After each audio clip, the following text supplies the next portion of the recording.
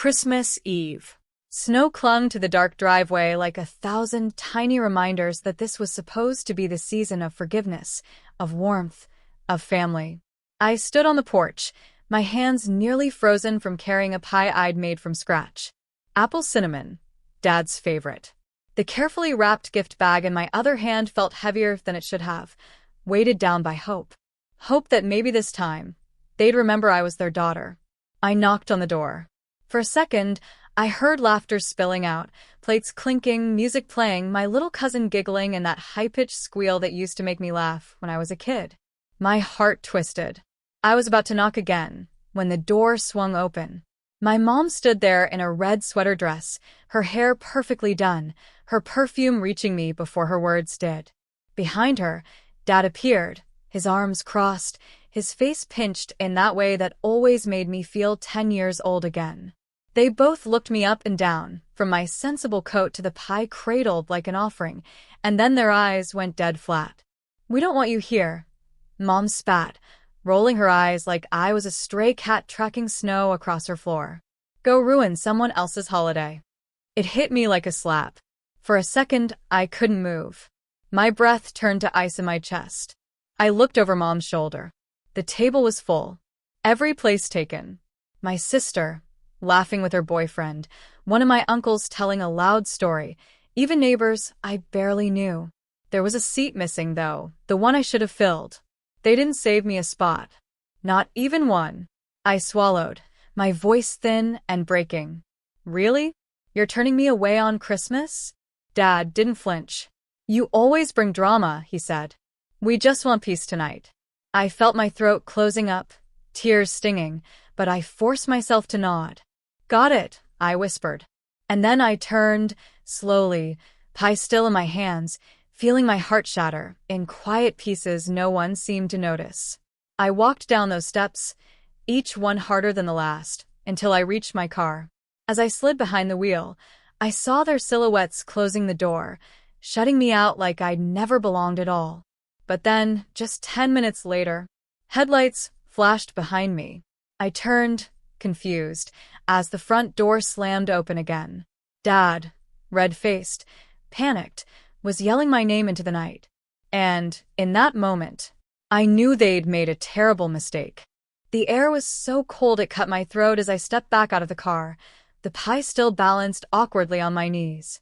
I'd been sitting there, trying to process it, their rejection, the sight of that golden, candlelit table with my seat missing, my name erased like I was never theirs. And then the front door had burst open, Dad nearly tripping over his own boots, his voice booming into the night. "Hannah! Hannah, wait!" For a moment, I wondered if I'd made it all up. If maybe they'd come to their senses, realized they'd just hurt me in some twisted, heat-of-the-moment way, and were going to apologize. I opened the car door, one cautious foot on the snow. "What?" I croaked, my voice raw. Dad's face was wild, eyes darting around like he was counting witnesses. He stormed down the porch steps toward me, ignoring how everyone inside had gone silent, next craning to watch through the dining room window. "Where do you think you're going?" he demanded. My chest tightened. "You told me to leave." He scowled. "That was before the bank called." I blinked, completely thrown. "The bank?" He nodded, breathing hard. "They said you filed something about your name being taken off the loan." My stomach dropped. The loan. The one reason they'd ever included me in the first place, because my name, my clean credit, had kept their house afloat when they were drowning. I'd filed to remove myself a month ago, after the last humiliating fight when Mom told me I'd never amount to anything and Dad had agreed. I hadn't even told them yet because deep down I still hoped they'd change. That maybe if I showed up with pie and a smile, I could pretend things were normal. But it was Christmas Eve. The paperwork must have finalized. Dad's jaw worked like he was chewing gravel. "You have to fix it, Hannah. The bank says we'll lose the house if you don't co-sign again." My hands went numb around the pie dish. That was it. They hadn't come after me for forgiveness, or family, or love. They'd come for the guarantee. A free pass to keep living the life they built on my back. I set the pie gently on the passenger seat. My shoulders squared, a strange calm settling over me, so deep and heavy I could almost taste it. "No," I told him. He staggered, like I'd punched him. "What did you say?" I stepped out of the car completely, planting my boots in the snow, every word sharp as a blade.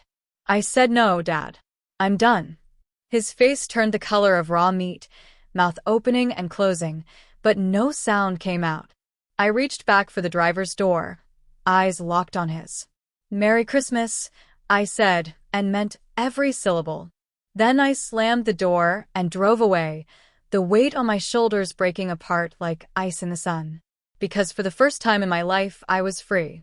I drove until the neighborhood was nothing but a fading blur of Christmas lights and candlelit windows, each one like a silent witness to my undoing. The roads were slick, and my hands trembled on the wheel, but I didn't care.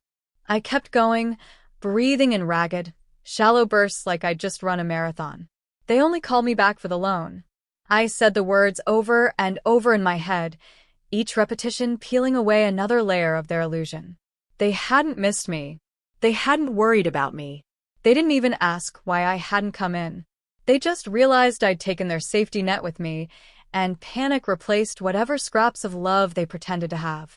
I found a gas station on the outskirts of town, pulled in under its flickering canopy, and let the car idle while I tried to collect myself. The pie was still on the passenger seat, perfectly intact.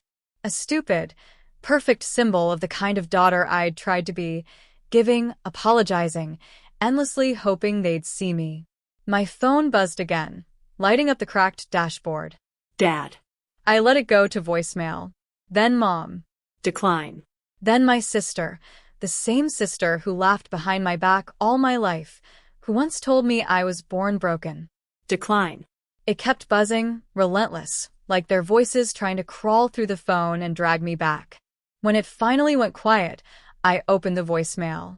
Mom's voice, tight and shrill, filled the car speakers.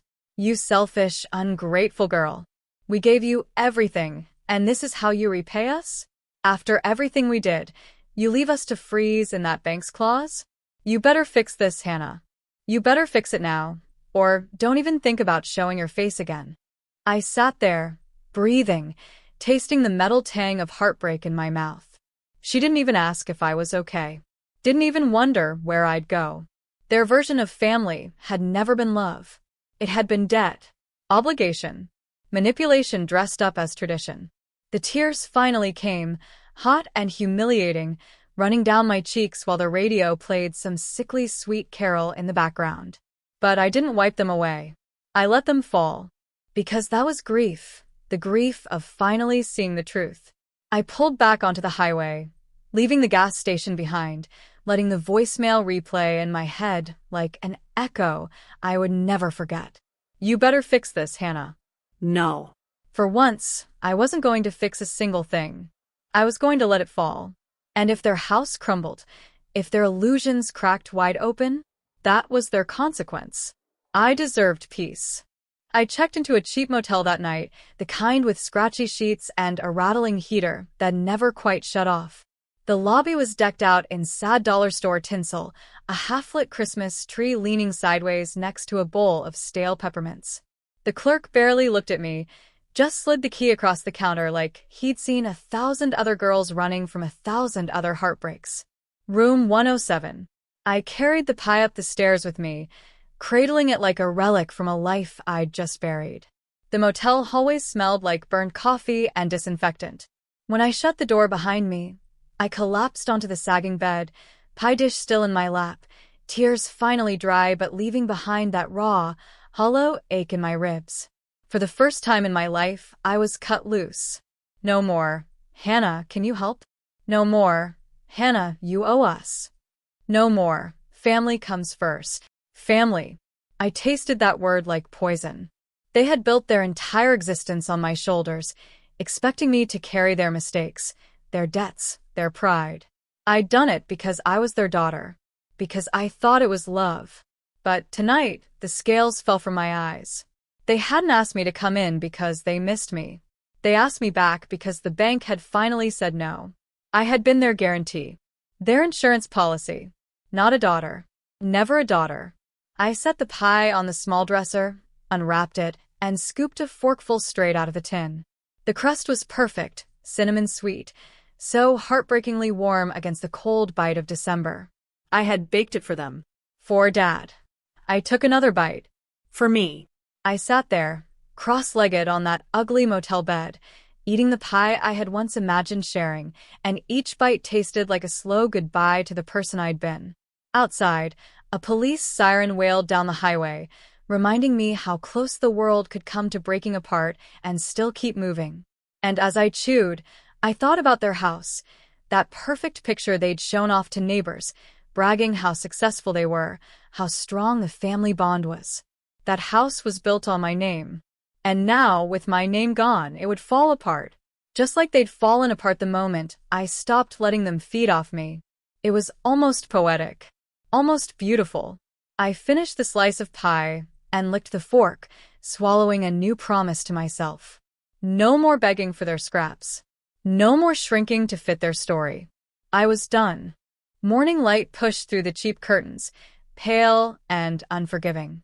I hadn't slept much. My dreams were crowded with their voices, the door slamming in my face, the echo of Dad yelling after me when the bank called. I rubbed grit from my eyes, blinking into the silence. There were no smells of cinnamon coffee, no familiar radio playing in the kitchen, no cheerful chaos of a family getting ready for Christmas morning. And for the first time, I didn't ache for it. I ached for something real. I stood, stretched, and padded to the small sink to splash water on my face. It felt good, shockingly cold, but honest like a slap to keep me awake. My phone buzzed again. I had left it on the nightstand, switched off. I turned it on out of morbid curiosity, letting the messages flood in. 17 missed calls, 9 voicemails, and a wall of texts from my parents, from my sister, from relatives I hadn't heard from all year. "You're destroying us, Hannah. How could you do this on Christmas? This is your fault. Fix it." I scrolled, numb. They'd twisted the truth so quickly it made my head spin. One moment, I was the inconvenient daughter. The next, I was their lifeline. Their villain. I played Dad's newest voicemail, his voice rasping with panic. "Hannah, the bank is serious. They said they can pull the entire loan if you don't reinstate your name. We'll lose the house. Your mother is beside herself. We took you in. We gave you everything. You can't just..." I ended the voicemail before he could finish. Took me in? I was their child, not a guest. But they had never seen me as anything more than a convenient, breathing credit score. I sat on the bed, staring at the pie box half-eaten on the dresser. Their loss tasted bittersweet, because I didn't want them to feel it. The burn, the shame, the same cold I'd felt standing on their porch while they laughed over their plates. I wanted them to look around that empty house and remember how quickly they told me to go ruin someone else's holiday. And how, 10 minutes later, the only thing ruined was their perfect dream. I grabbed my coat, buttoning it with hands that felt steadier than they had in years. I wasn't going to fix this. I wasn't going to pick up their shattered pieces.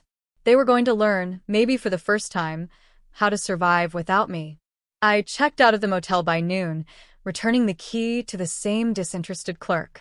Outside, the snow was already starting to melt, leaving behind muddy tracks and dull, tired grass poking through.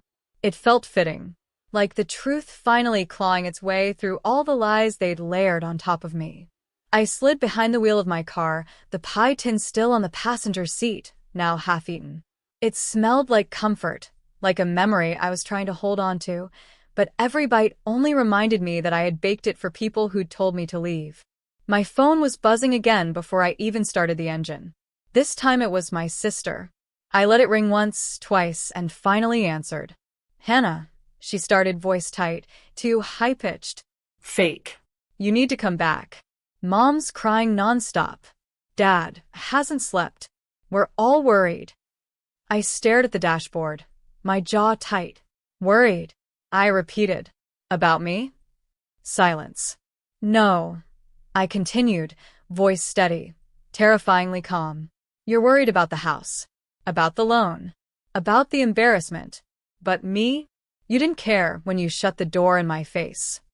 She sputtered, trying to recover. It was a misunderstanding, Hannah. Mom was stressed.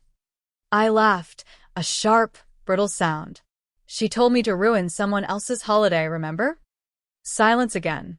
I could practically hear her scrambling for an answer, a way to spin it. You're being dramatic, she snapped finally. You don't throw away your entire family over one bad moment. One bad moment? It was a lifetime of bad moments, of digs and jabs, of being the family's scapegoat, the one who was never quite enough until they needed something. No, I told her flatly. I'm done. Her breath hitched. Hannah, they'll lose everything. I closed my eyes, breathing in the cold air that slipped through a cracked window. Then they'll lose everything, I said. But they already lost me. I hung up before she could say another word. My hands were shaking, but this time it wasn't fear. It was power. A strange, beautiful power that tasted so foreign I almost didn't recognize it. For the first time, I was protecting myself. No one was going to take that away. I put the car in drive and pulled away from the motel, a quiet resolve carrying me forward. If they wanted to see what life looked like without me holding up their foundation, then let them see it. I wasn't their safety net anymore. I drove back toward the city, the familiar skyline rising through the haze like a promise of something better. It was strange how the same highway that used to lead me home now felt like a road to freedom. A notification pinged on my phone, cutting through the soft hum of the heater. An email from the bank. Final confirmation. Guarantor removal complete. I pulled over for a moment, letting that single line sink in. No more ties. No more bargaining chips. No more signatures to keep them afloat. It was really done. I leaned my head against the steering wheel and felt the tears come again, but this time, they weren't from pain. They were relief, shaking me to my bones. For so many years, I'd been afraid to step away. Afraid they'd call me cruel, ungrateful, a monster for letting them fall. But what kind of monster leaves their child out on Christmas, shuts the door on their face, and then comes running only when the money threatens to dry up? My family had rewritten that word, family, into something transactional, something sharp. But I was rewriting it now, for me, and it no longer meant survival through self-sacrifice. It meant peace. It meant boundaries. I started driving again, headed toward the tiny apartment I'd worked so hard for, a place that was mine, where nobody else could stake a claim. By the time I parked, the sun had dropped below the rooftops, leaving the sky streaked in bruised purple and gold. Inside, my small living room smelled of pine from the cheap fake tree I'd set up alone. One string of lights flickered, blinking a little uneven, but beautiful in its own imperfect way. Home. I set the pie down on my kitchen counter, unwrapped it, and cut another slice. The first bite tasted like a goodbye I'd needed to say for years. I scrolled through more messages on my phone, each one a variation of the same script. Hannah, you're destroying us. How could you abandon your parents? Don't come back. I almost laughed. They didn't want me to come back, unless I was willing to fix everything again. And I wasn't. They could keep the broken promises. I would keep my peace. I curled up on the couch, pie balanced on my lap, and let the lights on my tree wash over me. No one to perform for. No one to apologize to. No one to shame me for wanting to just breathe. I whispered to myself, voice steady and sure. I am enough. And this time, there was no one around to argue. I woke the next morning in my own bed, sunlight creeping across the wall, warm and golden, like a quiet benediction. No shrill voices. No slammed doors. No list of chores or demands. Just me. For a moment, I lay still, breathing in the soft hush of my apartment. I thought about them, what they must have been doing. Panicking, probably. Calling more relatives. Trying to guilt someone else into saving them. I felt a flicker of pity. Then I let it pass. Because I had pitied them for years, and all it bought me was pain. My phone buzzed again, a single text from Mom. The foreclosure letter came today. I hope you're satisfied. I read it twice. Satisfied? No. Not satisfied. Free. Because if they lost the house, Maybe they would finally understand what I'd carried for them, year after year, without thanks. Maybe, for once, they'd realize I wasn't a tool to be sharpened and put away. Maybe they'd finally see me. But I wouldn't wait around to find out. I set the phone down, refusing to reply, and poured myself a cup of coffee. The pie sat on the counter, a single slice left. I ate it slowly, the crust crumbly and sweet, each bite tasting like a promise I had made to myself. No more sacrificing yourself for people who would never bleed for you. They had called me ungrateful, dramatic, heartless. They could call me whatever they liked. I would call myself free. Free from the guilt. Free from the manipulation. Free from the lie that blood alone was enough to justify endless harm. My tiny Christmas tree still glowed, one strand of lights blinking off rhythm. I smiled at it, a real, honest smile. This was mine. All of it. And next Christmas, I would not show up on that porch with hope in my hands, only to have it crushed. I would celebrate here in my small apartment, maybe with a friend, maybe alone, but never again with people who made me feel worthless. I raised my coffee mug like a toast, voice steady, barely above a whisper. To peace. Because if peace cost me my family, then that was a price I would pay 1,000 times over. And as the morning sunlight washed over me, I knew, deep in my bones, that I would never, ever let them tear me down again.